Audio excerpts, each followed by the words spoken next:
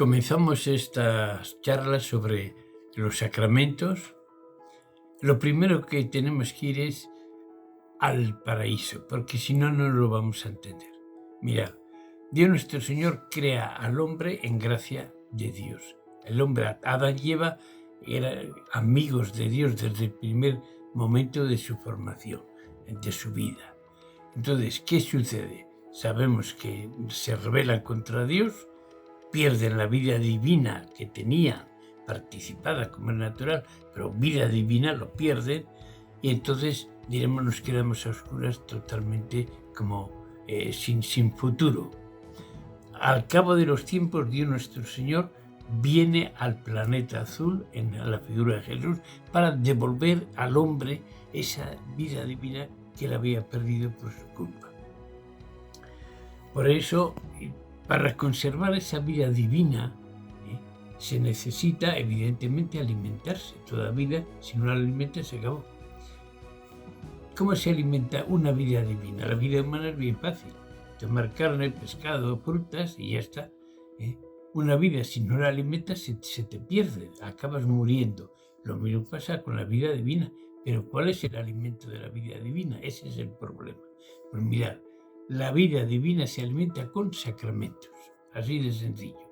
Por tanto, los sacramentos son para alimentar el alimento que tenemos para que esa vida divina sea fuerte y se fortalezca. Los sacramentos, ¿qué es lo que son? Pues muy sencillo. Es una definición, ¿verdad?, perfecta. Signos sensibles, es decir, algo que se puede tocar, palpar, el agua, el aceite, el pan, el vino, siempre esto es lo que se llama materia. Y luego hay también, para que se realice un sacramento, unas palabras concretas, ¿verdad? Por ejemplo, el pan y el vino, luego las palabras de la consagración, el agua, yo te bautizo en el nombre del Padre. Hay la fórmula sacramental, que se llama sencillamente forma, así se llama, y luego la materia.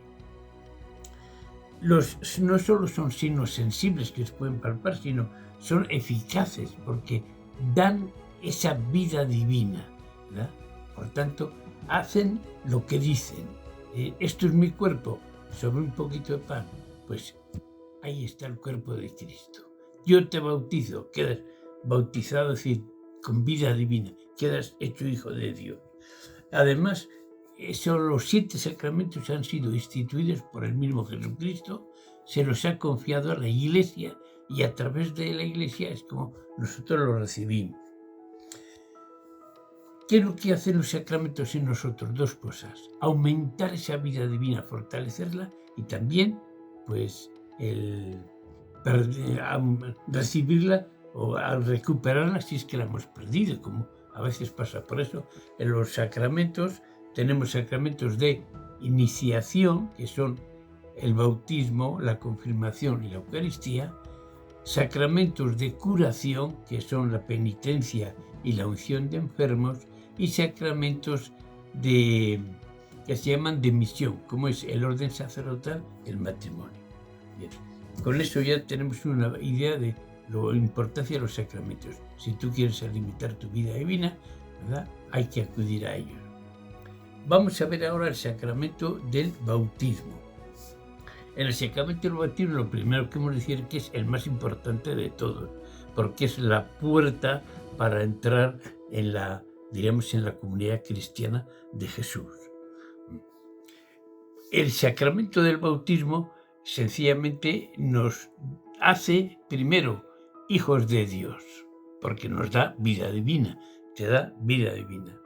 Te hace hermano de Jesucristo, por tanto, soy su hijo, hermano y coheredero con Cristo. Tenemos una herencia común, que es en el fondo el cielo, la felicidad eterna.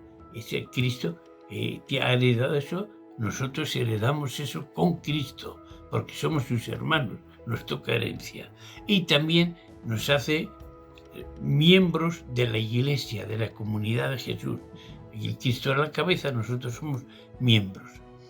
Juntamente con eso, el bautismo recibimos todos los dones del Espíritu Santo, las virtudes teologales, que son fe, esperanza y caridad, que se imponen en ellas, se quita el pecado original, se quitan todos los pecados que uno, si se bautiza de adulto, pudiera tener, todo, absolutamente todo. Diríamos, como si tuviera indulgencia plenaria, incluso las penas que se deben a los pecados, que es lo que en el purgatorio se purifica uno de ellos, también queda. O sea que el bautismo es lo más grande que podemos tener, porque se nos quita todo lo malo, diríamos, y se nos llena de riquezas con esta gracia, ser hijo de Jesucristo, hermanos de Cristo, miembros de la Iglesia, también el Espíritu Santo se nos da, diríamos, a raudales. Bueno, ¿cuáles son la necesidad? ¿Por qué el bautismo es tan necesario? Pues mira, el bautismo es tan necesario que sin él no te puedes salvar. Ningún hombre se puede salvar. Entonces, el bautismo, hay 3 bautismos, como sabéis: bautismo de agua, que es el ordinario; el bautismo de sangre, que es aquellos que pierden la vida por su fe. Pues aunque no estén bautizados, la Iglesia los considera como auténtico bautismo de sangre. Y luego el bautismo de deseo. Mucha gente que son buenas personas, que en el fondo están deseando hacer la voluntad de Dios, si conocieran esto, se harían cristianos. Bueno, pues ese deseo íntimo que tienen de agradar a Dios, de seguir su propia conciencia, aunque sean paganos y no sepan nada, ese también se considera bautismo. De tal manera que todo el hombre está destinado a la salvación. Sabemos que muchos no son cristianos, no se bautizan con agua, pero hay esos otros bautismos, como digo, de sangre y de deseo. ¿Quién es el que puede bautizar? Pues evidentemente, normalmente el sacerdote, el obispo, por supuesto, el sacerdote, y en caso de necesario, cualquier persona, incluso un pagano, podría bautizar, ¿verdad? Queriendo hacer lo que hace la Iglesia. Yo no sé, lo que hace la Iglesia es terminante Dios, y bautiza a un niño, y ese bautismo es válido. ¿Qué se requiere para ser bautizado? Tener fe. Los niños pequeños, la fe se supone que la tienen los papás, porque ellos todavía es la fe de sus padres, se bautizan en la fe de sus padres. Pero los adultos, pues lo primero es tener fe. Si tienes fe, puedes ser bautizado. Y luego viene el tema de, en general, la Iglesia ahora quiere, ¿verdad? Ya casi desde entonces, desde el comienzo, a un cristiano que ayudaba a otro, uno que estaba bautizado, a uno que estaba recién bautizado, pues le ayudaba, era como su guía espiritual. Es lo que llaman los padrinos. Se necesita un padrino o una madrina. A veces se ponen los dos, pero padrino o madrina. ¿Y cuál es la obligación del padrino? Primero, para que puedas ser padrino, necesitas ser, por supuesto, estar bautizado, ser católico. También vivir conforme a la fe. Esto es un poquito lo que se... Y 16 años de edad. Esto es lo que se... ¿verdad? ¿Y cuáles son las obligaciones de un padrino? Pues velar por la vida espiritual de este nuevo cristiano. Esto sería, muy brevemente dicho, ¿verdad?, el sacramento del bautismo.